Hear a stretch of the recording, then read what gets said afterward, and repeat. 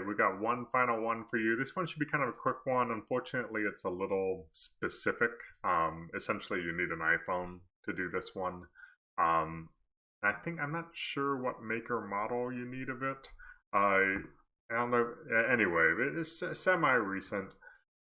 This is how to do like facial animation with like an iPhone, and just kind of facial tracking stuff. And it's actually quite simple these days if you have the right setup and the right, not only of equipment, but of your character. Now you remember when we exported from Unreal Engine, I did it with the AR kit expressions enabled in my character. Well, if I go over to Unreal Engine for a second again, this is our project we've been working on. If I make sure that my, where is it, show plugin content, let me duck out of the way in case I'm blocking it, is enabled, we should be, or and it might, if you don't see it there, show developers content, it might be one of those two. In our DAS to Unreal content, if you go to animation, there should be a Genesis 8.1 ARKit example. We can double click on that. And this is an animation blueprint, and actually you're already seeing this work. I have my phone set up with this app, so you can start to see what it looks like a little. And we don't, I mean, essentially what we're doing is there's this live link, which is like something that's used in Unreal a lot for like just sending kind of data from like Maya or something. And I'm getting the stuff from my phone, and I'm transforming the head bone, the eye bone, and the other eye bone. And I'm getting curve values, and this is all from some different things. So what am I doing with this? You don't need to go too in depth here. We may need to do one little weird hack for this head yaw and right eye roll yaw. But essentially this is kind of plug and play. We'll play with it in a little bit. So how do I actually set this up, you know, like knowing now that I have this animation blueprint will come back? In the App Store for Apple, there's something called Live Link Face. It's free, it's made by Unreal Engine. Unfortunately, I don't have it set up that I can show you my camera on my phone working. So once you download, if you want to pause and download it, all good, you can do that right now. But if you come back once it's downloaded, you should see, I found some images that kind of show you, you should see something a lot like this, where it's basically your the front face of your camera. And you do not need to start recording. Like, you can actually record stuff and export it or play it back. We're just going to use it as a live tool. And all you should see like a wire mesh over your face if it's working correctly. And I think you can, yeah, maybe a way to turn that on or off. But basically, once you hit this icon over here, it gives you your settings. Now, some of these are, if you have the preview mesh enabled, you should see it. You don't need to mess with too much of this stuff. The most important one is this live link settings right here. And that ends up taking you to something that looks like this. Now, what you need is your subject's name, just your phone. The most important thing, this kind of gets into the OSC stuff, is you need to add a target. And that target needs to be your computer's IP address. So I can't say this enough. One of the most important things, your phone and your computer that you're working off of need to be on the same network, and essentially the same Wi-Fi network. I will warn you, if you were doing this at NYU, on the NYU network, I've gotten it working in the past. I will say there's enough like IT kind of stuff, like such a big network, they might actually like shut down this kind of like peer-to-peer kind of connection. So if you're having trouble with this and you're on the NYU network, that might be an issue. I just want to point that out ahead of time. But essentially, you want to add a target. You need to find out your computer's IP address. And again, you can do that by going to a command prompt, ipconfig. This is for Windows only.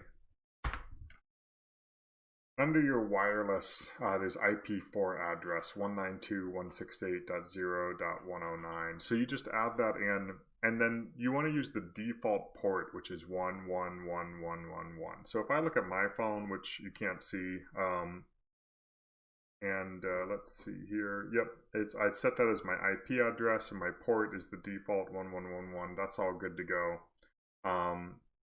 You can also, there should be a button, I don't think it's visible here, but stream head rotation, I would enable that.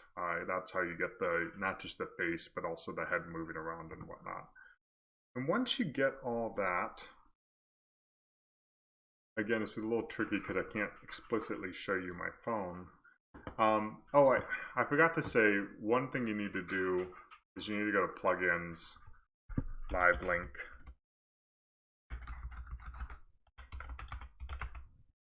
And you need to make sure live link is enabled right here. You don't have to worry about these other ones, it's just the basic one. I'm also realizing I need to make this a little bigger for you all.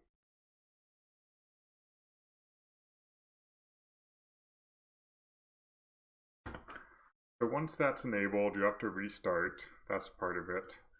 Then make sure you have a window called Live Link under, and you can see that right here. And if I go to this, if it's working, you should see your phone pop up under Apple AR face tracking. And again, the things to double check: have you enabled it on the plugin?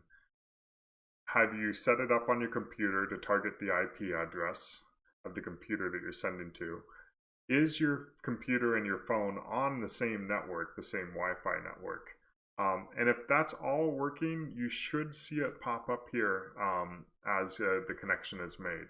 If you don't, I recommend restarting the app and starting it up again, maybe even restarting your project and starting it up again. Sometimes the old like reboot kind of trick kind of works pretty well. And if you get all that working, we can get over, as long as you get that big green dot and it shows up as here. On your character over here, you can go to edit. We're just editing the basic thing. And we could say use animation blueprint and Genesis 8.1 ARKit example. And I'm gonna do active play mode simulate, because remember I have my cameras set up and now my character's not visible where they are. The simulate is just a way of saying play without, you kind of still have the editor tools visible. So it doesn't lock to the camera. So now I can get closer. And you can see that I can see it on my phone that it's translating, but you're seeing now that I'm talking and it's translating over to this character. So that's it. That is all you need to do to get this all working. And again, this is only compatible with characters that have the ARKit kind of set up with those facial expressions. I'm going to show you how to do one more thing. And that's it. I had this kind of character pose I liked for my character that I wanted to work with. If I go back to my animation blueprint, we can actually blend different animations together. So I'm going to right click, and this is all, you don't even need to touch this. And I'm going to say, I'm going to add something called layered blend per bone. And over here in this layer setup, I want to add an element, and then it's kind of, I don't fully understand all this, but I just want to blend two things together at a specific bone. And I'm going to blend it at the head. And you need to make sure this bone name has the same name as what's in your skeletal mesh. And that is head down here. So if it's lowercase, uppercase, that does matter. So I have head there. And I am also going to make a reference to my pose, play pose.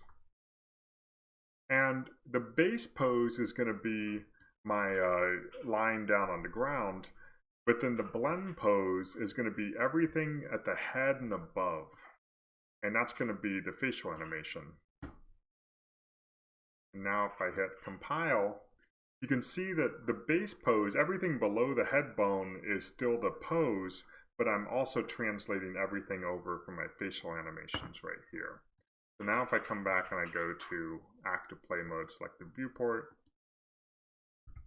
and I go this camera, Now it's way more like I'm setting up a virtual production shot where you could, yeah, just have your character sitting in a chair and doing your facial animation through the phone like that. One thing I forgot to mention, if you're not seeing the head movement at all, you might need to go to your skeleton and add, how do I set this up? You come back to your animation blueprint. See how there's head yaw, head pitch, head roll, left eye yaw, left eye pitch, left eye roll. You might need to add a morph target. Let's do it together and see if this works. I believe the way I can do that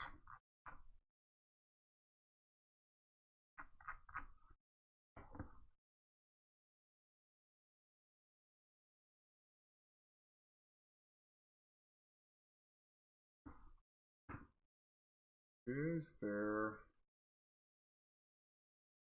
It's funny because I have it working without it, so I'm not sure I need to do this, but